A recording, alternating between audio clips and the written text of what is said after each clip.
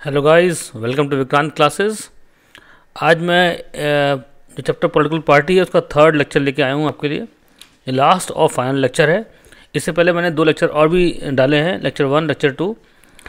तो इसका लिंक मैं डाल दूंगा इसके अंदर। जिसने लेक्चर 1, 2 नहीं देखा है पहले 1, 2 देख लें, फिर थर्ड को पढ़ने की कोशिश करें। तो चलिए आज स्टार्ट करते हैं फटाफट इस लेक्चर को। और इसमें हम जो पढ़ेंगे, जो पार्ट हम लोग बहुत क्रिस्प लेक्चर है और पॉइंट बहुत शॉर्ट लिखे हैं मैंने, जिससे कि आपको एग्जाम में हेल्प मिले और उसको आप याद कर पाएँ इजीली। तो देखिए बच्चों, आज हम जो पढ़ेंगे वो पढ़ेंगे एक तो फर्स्ट की चैलेंजेस टू पॉलिटिकल पार्टीज़, कि वो क्या चैलेंजेस हैं जो एक पार्टी फेस करती है आमतौर पे इंडिया के अंदर। हम इंडिया का स्पेसिफिकली नाम ले रहे हैं क्योंकि इंडिया में हमने ये चीज़ देखी है, ये एक्सपीरियंस किया हुआ है। नंबर 2 हम पढ़ेंगे कि वो कौन से एफ़र्ट्स हैं गवर्नमेंट के द्वारा किए गए एफ़र्ट्स, या जिससे कि हम पार्टीज़ को रिफॉर्म यानी चेंज कर सकते हैं, उनके अंदर अच्छा ये पार्टी को अच्छा कर सकते हैं। इसके अलावा हम लास्ट सेक्शन में पढ़ेंगे कि वो क्या सजेशंस हैं जिसके द्वारा हम पार्टीज़ को इम्प्रूव कर सकते हैं और इंडिया की जो पॉलिटिक्स है उसको और बेहतर अच्छा बना सकते हैं। तो चलिए इसको स्टार्ट करते हैं फटाफट लेक्चर को विदाउट वेस्टिंग एनी टाइम। और जो भी डाउट्स आपको रहे आप मुझसे पूछेगा पक्का। मैंने अपना इंस्टाग्राम का अकाउंट ऊपर लिख दिया है आपके लेफ़्ट टॉप कॉर्नर पे। फिर भी अगर कोई दिक्कत हो तो मैं आपका अपने जो भी इसका नोट होगा उसमें मेंशन कर दूंगा अपना कि मेरा आईडी क्या है। आप you can ask your questions in Instagram also. चलिए इसको स्टार्ट करते हैं। तो देखिए, ये चैलेंजेस के बारे में पढ़ रहे हैं। चैलेंजेस क्या क्या पार्टी फेस करती है, आमतौर पर क्या चैलेंजेस एक पार्टी फेस करती है। तो देखिए, पहला जो चैलेंज है, काफ़ी इंपॉर्टेंट चैलेंज है, लैक ऑफ इंटरनल डेमोक्रेसी। जो पार्टियां हैं उनके अंदर, पार्टी के अंदर डेमोक्रेसी देखने को नहीं मिलती है। अब किस तरीके से देखिए इसके, देखिए पहली बात तो समझिए क्वेश्चन किस तरह का एग्जाम में आएगा। क्वेश्चन एग्जाम में इस तरह से आएगा कि जैसे मान लीजिए right about the challenges to political parties, ये क्वेश्चन आ गया। तो ये क्वेश्चन अपने आप में एक 5 मार्क्स का क्वेश्चन है, जिसके अंदर आपको एक पॉइंट ये lack of internal democracy explain करना पड़ेगा, एक पॉइंट ये डायनेस्टिक सक्सेशन, एक part money and muscle power, और लास्ट में एक पार्ट है लैक ऑफ मीनिंगफुल चॉइसेस। तो अगर क्वेश्चन कंबाइंड क्वेश्चन आता है कि what are the challenges faced by the parties, तो इसको आप कंबाइंड आंसर लिख के आएंगे। तो इन सबको मिला, इन सब में से एक एक पॉइंट लिखना पड़ेगा आपको और ये आंसर कंप्लीट हो जाएगा आपका। लेकिन क्वेश्चन अगर इंडिविजुअल आता है, मान लीजिए पूछ लिया आपसे कि explain the lack of internal democracy inside the party, अब ये क्वेश्चन अकेले पूछ लिया तो अकेले क्वेश्चन भी जो है वो 3 नंबर का क्वेश्चन होगा। तो नहीं, 3 नंबर का क्वेश्चन ये हो गया, 3 नंबर का क्वेश्चन ये हो गया,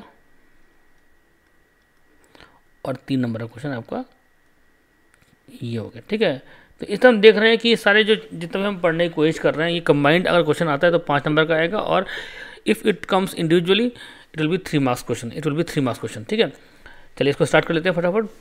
तो पहले हम पढ़ते हैं लैक ऑफ इंटरनल डेमोक्रेसी। तो पार्टीज़ के अंदर जो हम देखते हैं, पार्टीज जितनी हमारे देश के अंदर, चाहे कांग्रेस पार्टी हो चाहे बीजेपी हो, जितनी पार्टीज़ हमारे देश के अंदर काम कर रही हैं आज की डेट में, उनमें एक कमियाँ देखने को मिलती हैं कि जो पावर्स होती हैं वो कुछ ही लोगों के हाथ में होती हैं। जो पार्टी के टॉप लीडर्स होते हैं, जो टॉप लीडर्स पार्टी के होते हैं, उनके हाथ में सारी पावर होती है। और जो छोटे लोग होते हैं, छोटे मेंबर्स पार्टी के होते हैं, उन्हें कुछ पता ही नहीं होता पार्टी में क्या चल रहा है। तो इसलिए ये बड़ी एक कमी है, इसे ये पार्टी के अंदर डेमोक्रेसी नहीं है दिखाता है कि पार्टी में कुछ ही लोगों के पास पावर्स होती हैं, वही लोग सारी पावर का यूज़ करते हैं। नंबर 2 बात देखिए कि पार्टीज़ जो है ना, डू नॉट, 3 काम नहीं करती हैं। पहला काम यह है कि they do not keep membership register, यानी पार्टी में कौन मेंबर है और कौन मेंबर नहीं है ये किसी को नहीं पता। दूसरा, पार्टी के अंदर जो मीटिंग्स होती हैं वो बहुत ज़्यादा नहीं होती हैं। कुछ टॉप लीडर्स पार्टी के होते हैं, सारी पावर्स उनके हाथ में होती हैं, जो बात वो लोग कहते हैं करने को वही सब लोग फॉलो करते हैं। तो इस तरह से हम देखते हैं कि पार्टी जो है इतनी मीटिंग्स ऑर्गेनाइज नहीं करती हैं, ये भी एक कमी है। और लास्ट बात ये है कि कंडक्ट इंटरनल इलेक्शंस, यानी ये नोट लगा रखा है मैंने, नोट देखिए, यानी इन सबसे पहले नोट लगेगा, इधर भी और इधर भी। तो क्या लिखा है, नॉट कंडक्ट इंटरनल इलेक्शंस, यानी पार्टी में जो इंपॉर्टेंट पोस्टें होती हैं, जैसे पोस्टें कौन सी होती हैं, जैसे पार्टी का होता है प्रेसिडेंट। अब ये पोस्ट है, तो इसका इलेक्शन होना चाहिए आमतौर पर, जिससे कि जितने भी लोग पार्टी के मेंबर्स हैं उनको मौका मिले और चुनाव लड़ें, और चुनाव लड़ने के बाद they can become the president of the party. लेकिन इलेक्शन होता ही नहीं है पार्टी के अंदर, खाली एक आदमी, एक फैमिली के लोग हैं, वही आमतौर पर चुनाव जीतते हैं और वही लोग पार्टी के हेड बन जाते हैं। तो इस तरीके से ये पार्टी की कमियां हैं कि इलेक्शंस नहीं होते। तो 3 बातें आपको लिखनी है लैक ऑफ इंटरनल डेमोक्रेसी में। पहली बात यह है कि पावर्स कुछ ही लोगों के हाथ में होती है। दूसरी बात यह है कि पार्टी के मेंबरशिप रजिस्टर नहीं होता, पार्टी में इलेक्शंस नहीं होते हैं, मीटिंग्स नहीं होती हैं। और लास्ट बात यह है कि जो पार्टी का ऑर्डिनरी मेंबर, छोटा मेंबर होता है, स्मॉल मेंबर, यानी एक तो 2 तरह के लीडर्स होते हैं पार्टी में। एक लीडर्स ऐसे होते हैं जिन्हें हम लोग कहते हैं क्रीम लीडर्स। क्रीम मतलब कि जब पार्टी चुनाव जीतती है, चुनाव जीतने के बाद ये लोग मिनिस्टर्स बन जाते हैं। जो बाकी और लोग बचते हैं छोटे मेंबर्स, उन्हें हम लोग कहते हैं ऑर्डिनरी मेंबर्स। तो इन्हें कुछ नहीं मिलता असल में, तो इन्हें पता भी नहीं होता पार्टी में क्या चल रहा है क्या नहीं चल रहा है, खाली ये फॉलो करते हैं इंस्ट्रक्शंस कि जो लीडर्स ने इंस्ट्रक्शन दे दिया उसको फॉलो करना है। तो ये सब प्रॉब्लम्स हैं एक पार्टी के अंदर जो अक्सर देखने को मिलती हैं। सेकंड आते हैं हम लोग, इम्पॉर्टेंट बात ये है डायनेस्टिक सक्सेशन। देखिए मैं इसमें ऐसा करता हूँ कि इसको कर देता हूँ हाईलाइट, जिससे कि आपको ये समझ में आए कि कौन सी चीज़ जो है। एक तो लैक ऑफ इंटरनल डेमोक्रेसी, ये इम्पोर्टेंट है, ये कमी है पार्टी में। दूसरी कमी जो हम फेस करते हैं पार्टी के अंदर वो है डायनेस्टिक सक्सेशन। तो अब ये क्या होता है देखिए, समझते हैं इसको। इसका मतलब सिंपल है, डायनेस्टिक मतलब कि फादर के बाद बेटा उनका पद संभालेगा। यानी किसी पार्टी को मान लीजिए बनाया किसी एक आदमी ने, अब उनकी डेथ के बाद या जब वो बुजुर्ग हो जाते हैं या उनकी एज अधिक हो जाती है तो उनके बाद उनका बेटा उस पार्टी का हेड बन जाता है। यानी अब बेटे के पास टैलेंट है कि नहीं है, कितना एक्सपीरियंस है, उससे मतलब नहीं है, खाली वो उस फैमिली का मेंबर है इसलिए उसको पार्टी का हेड बनाया जाता है। तो ये कमी है पार्टी के अंदर। तो इसमें कुछ पॉइंट लिखे हैं मैंने, इसको आप इस तरह से याद कीजिएगा। पहला पॉइंट लिखा है कि political parties do not practice open and transparent procedure for their function. यानी किस तरीके से पार्टीज काम करती हैं आमतौर पे कुछ क्लियर नहीं है, इलेक्शंस होते नहीं हैं और एक ही फैमिली के लोग आमतौर पे इंपॉर्टेंट पोजीशंस को होल्ड करते हैं। सेकंड पॉइंट ये है कि there are few ways for an ordinary workers to rise to the top. यानी बहुत ही कम ऐसे मौके आते हैं, ये एग्जाम्पल देखे गए हैं, जब पार्टी का एक बहुत ही आम कार्यकर्ता, छोटा कार्यकर्ता जो है पार्टी के टॉप पोजीशन तक पहुंच पाया है। अदरवाइज देखने में यही आता है कि जो पार्टी के टॉप लीडर्स होते हैं वही पार्टी को एंजॉय करते हैं और इम्पॉर्टेंट पोजीशन एंजॉय करते हैं और उनके बाद उनके बच्चे उस पोस्ट को एंजॉय करते हैं। तो तीसरा पॉइंट भी ऐसा ही है कि top positions are always controlled by the members of one family. यानी एक ही फैमिली पार्टी में होती है जो इम्पोर्टेंट होती है, तो उसी का मेंबर जो है आमतौर पे पार्टी के अंदर इंपॉर्टेंट पोजीशंस होल्ड करते हैं। इससे मतलब नहीं कि वो एक्सपीरियंस है कि नहीं है, कि उन्होंने ग्राउंड पे कितना काम किया है, कितने दिन वो लोगों के साथ रहे हैं, इससे मतलब नहीं है। सिर्फ मतलब ये है कि वो आदमी उस फैमिली का मेंबर है इसलिए उसको वो इम्पोर्टेंट पोजीशन दे दी जाती है। तो ये सब कमियां हैं एक पार्टी के अंदर, इसको ही इम्प्रूव करना है हम लोग को। जब इसको इम्प्रूव कर लेंगे तो ऑटोमेटिकली हमारे देश की पॉलिटिक्स जो है वो बेटर हो जाएगी। तो चलिए, तो ये सेकंड पॉइंट हो गया। और तीसरा पॉइंट जो आपको समझना है एग्ज़ाम में अगर आए तो आप इसको लिख के आएंगे, वो पॉइंट क्या है? वो पॉइंट है मनी एंड मसल पावर।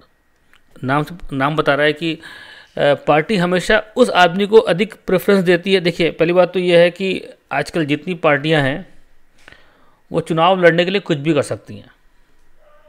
तो लिखा ना, देखिए कि they focused only on winning elections.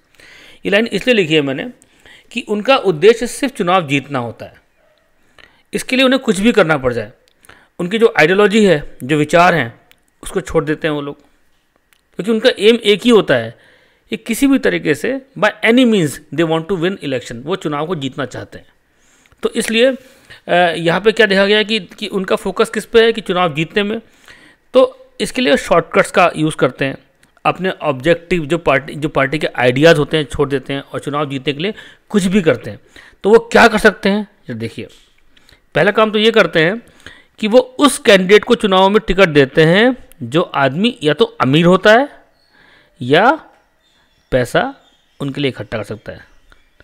यानी देखा ना, हु हैव मनी और कैन रेज मनी, यानी वो आदमी जो या तो रिच हो, पैसे वाला हो, या फिर ऐसे लोगों को जानता हो जो पार्टी के लिए फंड को इकट्ठा कर सकते हो, तो ऐसे आदमी को पार्टी टिकट देती है। अब वो आदमी ईमानदार है कि नहीं है, इससे मतलब नहीं है। वो आदमी पार्टी के अंदर कब से काम कर रहा है, इससे मतलब नहीं है। कई बार देखने को ऐसा मिलता है कि पार्टी में कोई आदमी नया नया आया और नया आते ही उसको इम्पोर्टेंट पोजीशन मिल जाती है, उसको इम्पोर्टेंट पद मिल जाता है, या उसको चुनाव में टिकट मिल जाता है। देखिए, ओल्ड मेंबर जो बहुत पहले से पार्टी में काम कर रहे हैं, उन्हें मौका नहीं मिलता है। तो ये क्या प्रूव करता है? ये प्रूव ये करता है कि नया आदमी जो आया है उसके पास ये पावर है, या तो वो बहुत रिच आदमी है या फिर वो पैसा इकट्ठा कर सकता है। तो यानी इस तरह से हम देख रहे हैं कि पार्टी के जो ओल्ड मेंबर्स हैं उन्हें कोई नहीं पूछ रहा है, और जो नए नए लोग हैं, नए अमीर लोग हैं, वो पार्टी के लिए इंपॉर्टेंट बन जाते हैं। तो ये पार्टी में कमियां हैं, इसको दूर करने की ज़रूरत है। तीसरी बात, पार्टी सपोर्ट क्रिमिनल कैंडिडेट्स। यानी आप देखो ना कि पार्टी कई बार ऐसे लोगों को टिकट देती है जो क्रिमिनल बैकग्राउंड के होते हैं। वो सोचते हैं कि इनके डर से लोग इनको वोट देंगे, और चुनाव जीतने के लिए पार्टी ऐसे लोगों को सपोर्ट करती है। तो ये भी कमियां हैं। तो ये जो 3 पॉइंट मैंने बताए हैं आपको कि पार्टी चुनाव को फोकस करने के लिए, चुनाव जीतने के लिए कुछ भी करती हैं। वो अमीर लोगों को टिकट देती हैं, या फिर वो क्या करती हैं कि जो क्रिमिनल कैंडिडेट्स होते हैं उनको टिकट देती हैं। ये तीनों पॉइंट आपके मनी एंड मसल पावर के अंदर आ सकते हैं। तो आई होप समझ में आया होगा आपको। और इस सेक्शन का लास्ट पॉइंट जो है, जो कि हमको पढ़ना है, वो है आपका लैक ऑफ मीनिंगफुल चॉइस। ये थोड़ा सा कंफ्यूजिंग पॉइंट है, थोड़ा समझिएगा ध्यान से। थोड़ा सा कंफ्यूजिंग पॉइंट है। इसमें क्या यहाँ बताने की कोशिश कर रहे हैं कि देखिए, आमतौर पे होता क्या है कि जो पार्टियां हैं ना, in order to offer choice party must be significantly different. यानी अगर पार्टी वाकई में चाहती हैं कि वो लोगों को चॉइस दें, तो इसके लिए पार्टी को अपने आइडियाज़ को पे फोकस करना पड़ेगा, आइडियाज़ छोड़ना नहीं पड़ेगा। जो उनकी आइडियोलॉजी है, मान लीजिए एक पार्टी है बीजेपी है मान लीजिए, और एक पार्टी कांग्रेस है। अब मान लो बीजेपी को से कहा जा रहा है कि आपको भाई एक कोई ऐसा आपका एक आइडियोलॉजी है जो चेंज करनी पड़ेगी आपको चुनाव जीतने के लिए। तो ये बोलते कि हम अपने आइडियाज़ चेंज नहीं करेंगे भले ही चुनाव हार जाए। तो पार्टियाँ ऐसी होनी चाहिए जो आइडियाज़ को पकड़ के रखें अपनी, और कहें कि जो हमारा विचारधारा है उसको हम चेंज नहीं करेंगे चाहे कुछ भी हो जाए। पर ऐसा देखने को मिलता नहीं है, पार्टीज अपने आइडियाज़ चेंज कर देती हैं। तो क्या होता है देखिए, in recent times there has been a decline in ideological difference. देखिए, अब पार्टियों में जो डिफरेंसेस है, जैसे बीजेपी है उसका अपना एक अलग आइडिया है, अपनी अलग अलग आइडियोलॉजी है। कांग्रेस की अपनी अलग आइडियोलॉजी है। मैंने कल बताया था आपको कि इसका आइडियोलॉजी क्या है। ये बात करती है एग्रेसिव नेशनलिज्म, यानी कहते हैं हम देश के लिए कुछ भी करेंगे बीजेपी। कांग्रेस बात करती है कि गरीबों की हेल्प करनी है और सेक्युलरिज्म की बात करती है।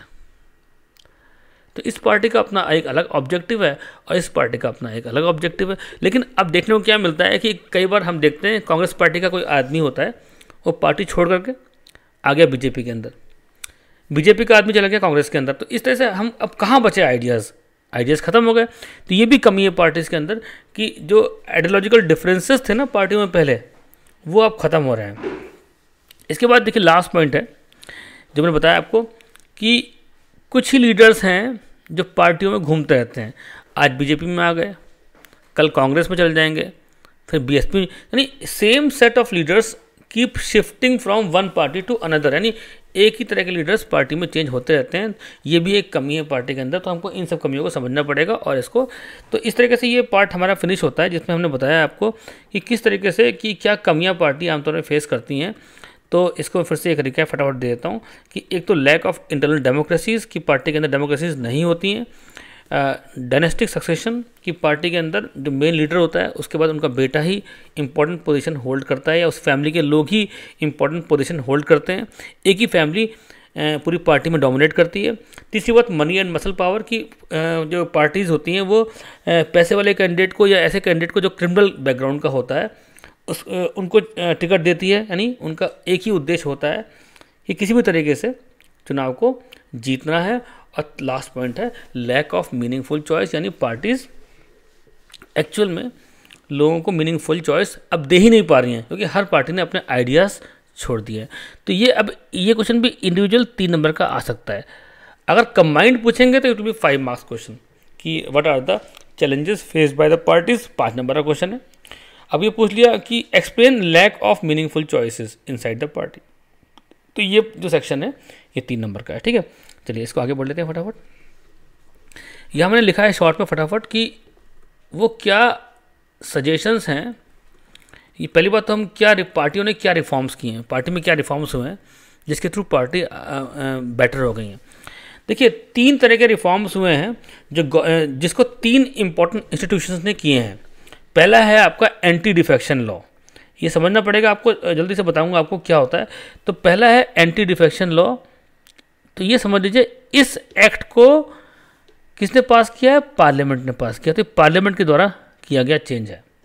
नंबर 2 है फाइल एन एफिडेविट, ये सुप्रीम कोर्ट के द्वारा किया गया चेंज है। और लास्ट में है रेगुलर ऑर्गेनाइजेशनल इलेक्शंस, इधर रखा है ना आपको, ये दिस वन इलेक्शंस। ठीक है, इसमें शायद छूट गया था थोड़ा सा, इसमें ये actually election commission of India ने इसको इंट्रोड्यूस किया है। तो ये इसमें आप लिख लीजिएगा कि यहाँ पे मैं लिख देता हूँ फटाफट, लाइए कि जो लास्ट वाला जो है यहाँ पे ECI यानी इलेक्शन कमीशन ऑफ इंडिया ने इसको इंट्रोड्यूस किया हुआ है। तो ये क्या है देखिए फटाफट समझ लेते हैं। ये 3 जो चेंजेस हैं, पहला है एंटी डिफेक्शन लॉ। देखिए अभी तक होता क्या था कि मान लीजिए एक पार्टी है, पार्टी ए है और एक पार्टी बी है, इनके पास मान लीजिए कि जैसे आमतौर पर लोकसभा के अंदर किसी पार्टी को अगर सरकार बनानी है तो उनके पास 273 मेंबर्स का सपोर्ट होना चाहिए। अब मान लीजिए पार्टी ए के पास 250 लोगों का सपोर्ट है, अब 23 लोग कम पड़ रहे हैं यानी -23 हैं, कहीं से लेने पड़ेंगे। तो इन्होंने ये 2 पार्टियाँ पार्टी बी और सी से कांटेक्ट किया और बोला कि भैया ऐसा है 10 लोग यहाँ से ले लेते हैं और 13 लोग ले लेते हैं यहाँ से। तो 10 लोग इस पार्टी से टूट करके इसमें आ गए, पार्टी ए में मिल गए, और 13 लोग इससे मिल गए, यानी इनके पास कितने हो गए 250 + 10 + 13 273। तो यहाँ पे अब क्या समझ में आया आपको कि जो मेंबर्स हैं जो पार्टी छोड़ के अपनी आ रहे हैं, ये क्यों आ रहे हैं, कोई तो कारण होगा। वो कारण ये है कि इन मेंबर्स को वादा किया गया है कि भाई आपको हम कैश देंगे, आपको हम लोग मंत्री का पद देंगे, आपको हम लोग बंगले देंगे, इस तरीके से। यानी इसे आम तौर पे अगर हम आज पॉलिटिक्स की भाषा में कहें तो इसे हम कहते हैं हॉर्स ट्रेडिंग, हॉर्स ट्रेडिंग, जो कि इलीगल है हमारे देश के अंदर। कोई आदमी चुनाव के बाद पार्टी चेंज नहीं कर सकता, इलीगल है। लोगों ने आपको चुना है किसी पार्टी के लिए, आपने बाद में इलेक्शन के बाद पार्टी चेंज कर दी तो गलत है ना। तो इसलिए राजीव गांधी जी ने 1985 में बाय 52nd अमेंडमेंट इसको लागू किया, इसे कहते हैं एंटी डिफेक्शन लॉ। अब ये क्या करता है कि इसको बहुत डिटेल से नहीं पढ़ेंगे हम लोग, सिर्फ खाली समझना है खाली ये क्या होता है। तो अगर आप कहेंगे कि इसको समझाना है तो मैं लेक्चर जो बनाऊंगा उसमें एक्सप्लेन कर दूंगा, पर यहाँ इतना समझना है खाली कि ये होता क्या है। तो 52nd अमेंडमेंट के बाद इसको इंडिया में लागू किया गया, और इस अमेंडमेंट के बाद डिसाइड ये हुआ कि अब जो MPs और MLAs हैं वो चुनाव के बाद अपनी पार्टीज़ को चेंज नहीं कर सकते। इस तरीके से ये पहला स्टेप है जिसके थ्रू जो करप्शन है वो कम करने की कोशिश की गई इन पार्टीज़ के अंदर। नंबर 2 बात, फाइल एन एफिडेविट, पहला पॉइंट ये हो गया एंटी डिफेक्शन, ये फाइल एन एफिडेविट, इसको सुप्रीम कोर्ट ऑफ इंडिया ने लागू किया है। ये क्या है देखिए, अब ये कंपलसरी हो गया है कि जो आदमी चुनाव लड़ रहा है उसको 3 बातें लोगों को डिक्लेयर करनी पड़ेंगी। वो 3 बातें क्या हैं देखिए, पहली बात उसको बतानी पड़ेगी कि वो कितना, उसकी एजुकेशन कितनी है, कितना पढ़ा लिखा है, कितनी एजुकेशन क्वालिफिकेशन है, पढ़ा लिखा है कि नहीं है। ये क्यों है बताता हूँ आपको, देखिए। नंबर 2 उसको बताना पड़ेगा एसेट, यानी एसेट मतलब उसके पास कितना पैसा कैश में है, कितने रुपए के म्यूचुअल फंड हैं, कितना बैंक में जमा है, कितनी प्रॉपर्टीज़ हैं, कितनी व्हीकल्स हैं, कितनी गाड़ियाँ उसके पास हैं, कितनी ज्वेलरी है उनकी वाइफ के पास, सबको उसको बताना पड़ेगा। ये एक एफिडेविट फाइल करेगा, बताएगा। और तीसरी बात यह है कि उसको बताना पड़ेगा कि कोई उसके ऊपर क्रिमिनल केस तो नहीं चल रहा है, और चल रहा है तो क्या उसका स्टेटस है। अब सोच रहे होंगे कि ये क्यों, इससे क्या फ़ायदा है, क्या बेनिफिट है। तो इसका बेनिफिट ये है कि चुनाव से पहले जो सुप्रीम कोर्ट चाहता है कि लोग ये बताएं कि उनके पास कितना पढ़ा लिखे हैं, कितना उन प्रॉपर्टी उनके पास है, और लास्ट में कोई क्रिमिनल केस उनके ऊपर है कि नहीं। उसके बाद लोग डिसाइड करें कि जितने लोग चुनाव लड़ रहे हैं उनके सामने, उनमें कौन सा कैंडिडेट ऐसा है जो बेस्ट है, जिसको वोट कर सकते हैं, कौन सा कैंडिडेट ऐसा है जिसको देख के लगता है उनको कि वो उनके लिए काम कर सकता है। तो वो इस तरीके से, नहीं इस तरीके से हम लोग क्या कर रहे हैं, इसके थ्रू हमने ट्रांसपेरेंसी, यानी इसे हिंदी में कहते हैं पारदर्शिता, यानी ट्रांसपेरेंसी, यानी हमने दिखाया है कि अब पहले चेक कर लो भैया कि जो चुनाव लड़ रहे हैं जो लोग, वो ये हैं, इतने पढ़े लिखे हैं, इतना पैसा उनके पास है, और इतने क्रिमिनल केस इनके ऊपर हैं। अब आप खुद डिसाइड कर लो कि किसको वोट करना है और किसको वोट नहीं करना है। तो इस तरीके से इसके थ्रू भी पॉलिटिक्स में हमने उसको पार्टीज़ को इम्प्रूव करने की कोशिश की है। और तीसरी बात ये है, ये जो रेगुलर इलेक्शंस बता रखा है इसके अंदर हम लोगों ने, इसमें क्या है, इसको ECE ने लागू किया, इलेक्शन कमीशन ऑफ इंडिया ने। इसका पर्पज़ क्या देखिए कि जो पार्टीज़ हैं उनके अंदर अब इलेक्शंस होंगे, जो पार्टी की जो टॉप पोजीशंस हैं, जैसे पार्टी का प्रेसिडेंट है, तो उनको अब उस पार्टी को जो है अपनी ऐसी ही किसी फैमिली के आदमी को आप चुन नहीं लोगे कि आपने किसी को चुन लिया मिस्टर ए को, अब बोला आप पार्टी के हेड, ऐसा नहीं। अब क्या होगा कि एक ऑब्जर्वर आएगा जिसको कि इलेक्शन कमीशन ऑफ इंडिया भेजेगा, उस ऑब्जर्वर के सामने इलेक्शन होगा, लोग उसमें वोट, जो पार्टी के मेंबर्स हैं वोट डालेंगे और ख़ुद अपना प्रेसिडेंट चूज़ करेंगे। तो इस तरीके से ये कोशिश है ECE की, जिसके थ्रू जो आम मेंबर्स पार्टी के हैं उनको भी अधिकार मिल सके। और इसी में एक पॉइंट और है कि हर पार्टी के लिए ये कंपलसरी हो गया है कि उनको अपना इनकम टैक्स फाइल करना पड़ेगा। चलिए फटाफट ये 3 बातें देख लेते हैं फटाफट, फिर इसको आगे बढ़ लेंगे, लास्ट पॉइंट रह जाएगा हमारा।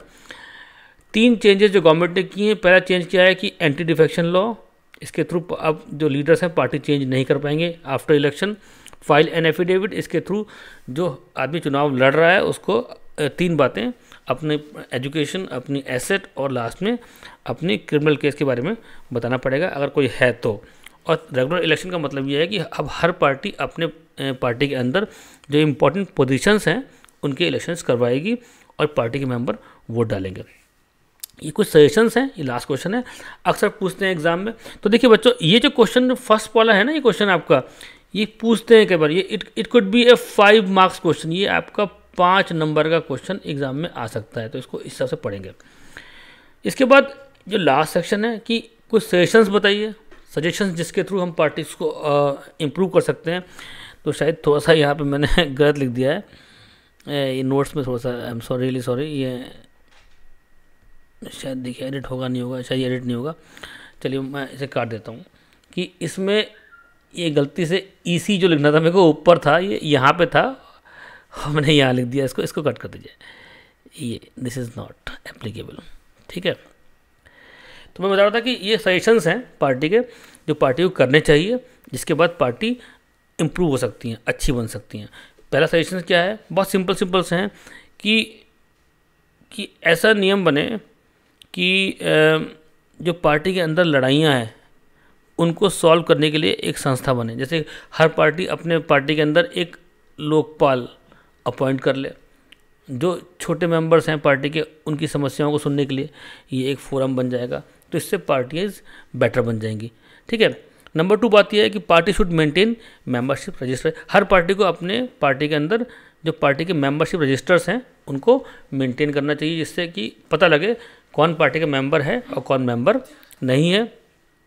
तीसरा पॉइंट है कि there should be hold open election for highest, जो पार्टी की टॉप पोस्टें हैं उनके लिए सिर्फ इलेक्शंस ही होना चाहिए, ठीक है। 4th पॉइंट है कि कम से कम कुछ सीटें औरतों के लिए रिजर्व करनी चाहिए। पार्टी के अंदर। इससे क्या होगा, जब पार्टी के अंदर जो औरतें हैं इंपॉर्टेंट पोजीशन पर तक पहुंच जाएंगी, तो जो पार्टी में डिसीजन होता है ना, उसमें उनका भी एक रोल रहेगा। तो इससे औरतों को भी एक इम्पोर्टेंस मिलेगी, उनको चुनाव में मौका मिलेगा और चुनाव को जीतने के बाद वो पार्लियामेंट तक पहुँच सकती हैं। और लास्ट पॉइंट काफ़ी इंपॉर्टेंट है, स्टेट फंडिंग ऑफ इलेक्शन। इसका मतलब यह है कि देखिए, मान लीजिए 2 कैंडिडेट चुनाव लड़ते हैं, एक कैंडिडेट ए है और एक कैंडिडेट बी है। ये रिच है और ये पुअर है, ये गरीब आदमी है, ये अमीर आदमी है। तो जो अमीर आदमी है उसको चुनाव में फ़ायदा मिलेगा। फ़ायदा क्यों मिलेगा, उस पर पैसा है, वो पैम्पलेट छपवाएगा और बहुत सारे ढंग हैं जिसके थ्रू अपने चुनाव में वो लोगों तक पहुंच सकता है। पर जो गरीब आदमी है उसके लिए लोगों तक पहुंचना बहुत मुश्किल है, पैसा नहीं है उसके पास, जबकि ये ऑनेस्ट है और ये ऑनेस्ट नहीं है। तो अब क्या होगा, पैसा होने की वजह से ये आदमी चुनाव जीत जाएगा और ये चुनाव हार जाएगा और ये चुनाव जीत जाएगा। तो इसलिए ये डिफरेंस नहीं होना चाहिए। इसको सॉल्व करने के लिए क्या किया गया है कि स्टेट फंडिंग ऑफ इलेक्शन, यानी अब जो इलेक्शन कमीशन है या जो गवर्नमेंट है वो हर पार्टी को कुछ अमाउंट दे और उस अमाउंट के बाद लोग उसी पैसे चुनाव लड़ें। इससे क्या होगा कि there will be equality in the election, कि चुनाव में एक इक्वालिटी होगी, कोई गरीब कोई अमीर नहीं होगा। जो चुनाव लड़ रहे हैं उनको गवर्नमेंट सपोर्ट कर रही है या ईसी सपोर्ट कर रही है, जिससे कि सबको इक्वल अपॉर्चुनिटीज़ मिलेगी। तो ये 5 पॉइंट लिखे हैं मैंने, ये क्वेश्चन भी 5 नंबर का बन सकता है इसके, जिससे कि आप ये 5 पॉइंट एग्जाम में लिख के आएंगे तो 500 मार्क्स मिलेंगे आपको। तो बच्चों, आई होप कि ये लेक्चर काफ़ी अच्छा रहा होगा आपके लिए, फ्रूटफुल रहा होगा। और आज ये लेक्चर और ये चैप्टर पूरी तरह से कंप्लीट हो रहा है। तो कोई भी डाउट्स अगर आपको हैं तो आप मुझसे इंस्टाग्राम में पूछ सकते हैं, मुझे मैसेज करिए। और ये जो लेक्चर है अगर आपको अच्छा लगा है तो प्लीज़ लाइक कीजिए, इसको सब्सक्राइब कीजिए और शेयर कीजिए, और हो सके तो इसको प्लीज़ अपने दोस्तों के साथ शेयर कीजिए जिससे कि उनको भी इसका बेनिफिट मिल सके। दूसरी बात, बेल आइकन पक्का प्रेस कीजिए जिससे कि मेरा नए वीडियो जब भी मैं अपलोड करूं तो आप तक उसकी नोटिफिकेशन पक्का पहुंच जाए। तो I hope the video was fruitful for you and best of luck for your board examination. Thank you and have a nice day.